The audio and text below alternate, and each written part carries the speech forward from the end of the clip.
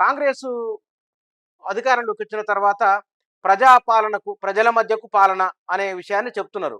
ప్రజల వద్దకు పాలన, 6 గ్యారంటీలు, 5 గ్యారంటీలకు దరఖాస్తులు, యువ వికాసానికి కాలేజీలు తెరిచిన తర్వాత అని చెప్పడం తర్వాత రేవంత్ రెడ్డి 2, 3 విషయాలను చాలా స్పష్టంగా పదే పదే చెప్తున్నారు. అది ఆర్థికానికి సంబంధించిన, నిర్వహణకు సంబంధించిన అస్తవ్యస్తమైన కొన్ని విషయాలను పదే పదే చెప్తున్నారు. ఈ 5 గ్యారంటీలు ప్రజలలో ఎవరైతే చిట్ట చివరన అత్యంత పేదరికంలో ఉన్నారో, అత్యంత పేదరికంలో ఉన్న వారికి లబ్ధి చేకూర్చడమే ప్రభుత్వం యొక్క ప్రధాన ఉద్దేశమని వారు చెప్తున్నారు. చెప్పడంతో చెప్పి ఇక్కడున్న పరిస్థితి ఏమిటో, తాము ఎవరి కోసం పనిచేస్తున్నామో బలంగా చెప్పి పరిపాలనలో కాంగ్రెస్ పార్టీ ముద్ర తన ముద్ర ఉండే విధంగా చూసుకుంటున్నారు. అందుకే దరఖాస్తులు, ఆ దరఖాస్తులు కూడా చాలా సులభంగానే ఉన్నాయి. ఒక్కొక్క పథకానికి ఎవరు దానికి అర్హులో అందులో సమాచారం ఇస్తే ఆ సమాచారం ఆధారంగా అధికారులు విచారణ చేసి అందులో అర్హులైన వారిని ఎంపిక చేస్తారు. మొబైల్ ఫోన్ ఉంటుంది కాబట్టి మీకు మెసేజ్ రావడం, లేకపోతే కనుక ఫోన్ చేసి చెప్పడం ఏదో ఒకటి జరుగుతుంది. చాలా సులభమైంది, అది పెద్ద కష్టమైంది ఏం కాదు. ఎందుకంటే ప్రొఫార్మ కూడా గజిబిజి గందరగోళం ఏం లేదు, చాలా సులభంగానే ఉంది. ఈ దరఖాస్తులు స్వీకరించడానికి రాజధాని స్థాయి నుంచి గ్రామ స్థాయి వరకు ఒక వ్యవస్థ కూడా ఉన్నది. హైదరాబాద్లో 6,000 మందికి పైగానే వాలంటీర్లు, 4,000 మంది పైగా ఉద్యోగులు, సిబ్బంది పనిచేస్తున్నారు. ఇంతవరకు బాగానే ఉంది. మరి వీటి అమలు ఎప్పుడు? 6 గ్యారంటీలకు లేదా ప్రస్తుతం ఉన్న 5 గ్యారంటీలకు ఒకే దరఖాస్తు, ఒకే ఆర్జీతో 5 గ్యారంటీలకు అర్హులను గుర్తిస్తారు. కానీ వీటి అమలు ఎప్పుడు? ఇది ప్రశ్న. ఈ డిసెంబర్ 28వ తారీఖు నాడు జాతీయ కాంగ్రెస్ ఆవిర్భవించిన దినోత్సవం, కాంగ్రెస్ పార్టీ ఆవిర్భవించిన దినోత్సవం. ఈ రోజునే నాగపూర్లో ర్యాలీ నిర్వహించడం, ఈ రోజునే తెలంగాణలో ప్రభుత్వం తాను ప్రజలకిచ్చిన హామీని నెరవేర్చే క్రమానికి పునాది వేసుకోవడం ఇవాళ ప్రారంభం అవుతుంది. 28వ తారీఖు నాడు. 28వ తారీఖున ఈ దరఖాస్తుల స్వీకరణ ప్రారంభమైతే వీటి అమలు ఎప్పుడు జరగబోతున్నది, వీటిలో స్క్రూటిని ఎప్పుడు జరుగుతుంది, ఇది పూర్తయిన తర్వాత నిర్దిష్టంగా అమల్లోకి వచ్చేది ఎప్పుడు అనేది ఇక్కడ 2, 3 విషయాలు గమనించాలి. నెంబర్ 1, తెలంగాణలో ఆర్థిక వ్యవస్థ ఎట్లా ఉన్నదో అసెంబ్లీలో శ్వేతపత్రం ద్వారా రేవంత్ రెడ్డి చెప్పే ప్రయత్నం చేయడం. 2, ఇరిగేషన్ సెక్టార్కు సంబంధించింది, విద్యుత్ రంగాలకు సంబంధించిన అంశాలపైన కూడా వారు స్పష్టత ఇచ్చే ప్రయత్నం చేసిండ్రు. ఇక్కడ నిధులు లేవు అని.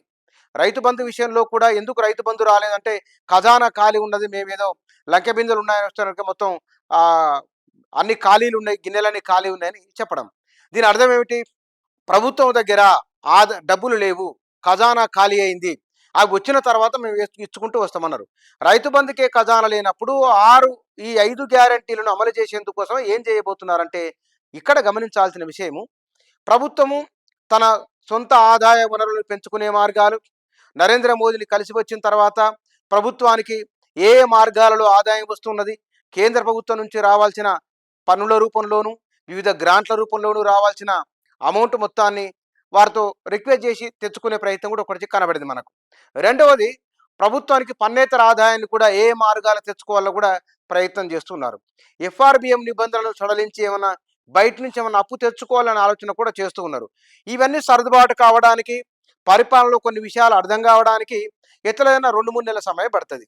బహుశా వారు ముందే చెప్పినట్లుగా 100 రోజుల్లో గ్యారంటీలను 6 గ్యారంటీలను అమలు చేస్తామన్నారు. కాబట్టి ఈ 5 హామీలు అమలు కావడానికి ఇవాళ నుంచి జనవరి మొదటి వారం వరకు దరఖాస్తుల స్వీకరణ అవుతుంది. ఆ తర్వాత ఇంకో వారం 10 రోజుల పాటు వాటిని స్క్రూటినీ చేయడం, ఎవరు అర్హులో గుర్తించే వీలుంటుంది. ఎందుకోసం అంటే ఇది ఇంతకుముందే మనకు ఆసరా పెన్షన్లు పొందుతున్న వారు ఉన్నారు, వికలాంగుల పెన్షన్లు పొందుతున్న వారు ఉన్నారు, ఆ తర్వాత ఒంటరి మహిళలు పెన్షన్లు తీసుకున్న వారు ఉన్నారు, బీడీ కార్మికులు తీసుకుంటున్న వారు ఉన్నారు. ఇప్పటికే తీసుకున్న వారితో ఇబ్బంది ఏం లేదు, వారిని స్క్రూటినీ చేయాల్సిన అవసరం లేదు, వారు లబ్ధిదారుగా కొనసాగుతూనే ఉంటారు. కొత్తగా ఎవరైతే వస్తారో కొత్త వారికి మాత్రమే. అంటే ఇప్పుడు పడుతున్న అదనపు భారం ఎంత?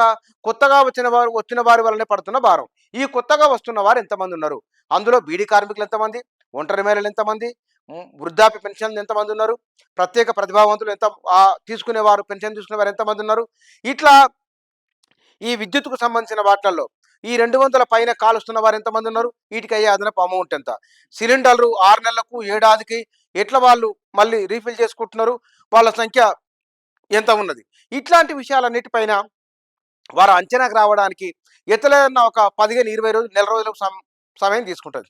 ప్రభుత్వం ఏర్పడి ఇంకా నెల రోజులు కూడా కాలేదు. ఈ నెల రోజులు అయ్యే లోపుగానే చాలా కార్యక్రమాలు వాళ్ళు చేసుకుంటూ చకచక ముందుకు వెళ్ళిపోతున్నారు. ఈ సందర్భంలో కాంగ్రెస్ పార్టీ అమలు చేయాలనుకున్న 5 గ్యారంటీల విషయంలో 5 గ్యారంటీల అమలుకు రమారమి ఇంకొక నెల నుంచి 2 నెలల వ్యవధి తీసుకోవచ్చు. ఎందుకోసంటే డబ్బులు సర్దుబాటు కావాలి. ఒకవేళ డబ్బులే గనక సర్దుబాటు అయితే గనక ఇమ్మీడియేట్‌గానే వాళ్ళు ఆలస్యం లేకుండానే అమలు చేసే అవకాశం ఉంది. ఎందుకంటే లోక్‌సభ ఎన్నికలు వస్తున్నాయి. దానికి తోడు 3 నెలల లోపే 100 రోజుల లోపే అమలు చేస్తామని ఎన్నికల ముందు హామీ ఇచ్చిండ్రు. ఎన్నికల ముందు ఇచ్చిన హామీలన్నిటిని కూడా చాలా పారదర్శకంగా, ఓపెన్‌గా ప్రతి విషయాన్ని రేవంత్ రెడ్డి ప్రజల ముందే మాట్లాడుతున్నారు. మీడియా సమావేశంలో కూడా అదే విషయాన్ని పదే పదే చెబుతున్నారు. వారన్న ఇంకొక మాట, త్వరలో బడ్జెట్ సమావేశాలు ఉండబోతున్నాయి. ఈ బడ్జెట్ విషయంలో కూడా ఆదాయ వ్యయాలు ఎంత ఉన్నాయో అవి నిర్దిష్టంగా రాయాలి. అప్పులు ఎంత ఉన్నాయో అప్పులు కూడా అంతే రాయాలి. దాన్ని దాచిపెట్టాల్సిన అవసరం లేదు. ఎవరి మెప్పు కోసమో పనిచేయాల్సిన అవసరం లేదని అధికార యంత్రాంగానికి సూచన చేయడం కూడా గమనించాల్సిన విషయం. దీంతో పాటు 5వ తారీఖు లోపల ప్రభుత్వ ఉద్యోగులకు జీతాలు పడతాయని మంత్రి పొన్నం ప్రభాకర్ కూడా చెప్పడం. అంటే వాళ్ళు ప్రజలను వారి రాష్ట్ర ఆర్థిక పరిస్థితికి అనుగుణంగా మౌల్డ్ చేసే ప్రయత్నం చేస్తున్నారు.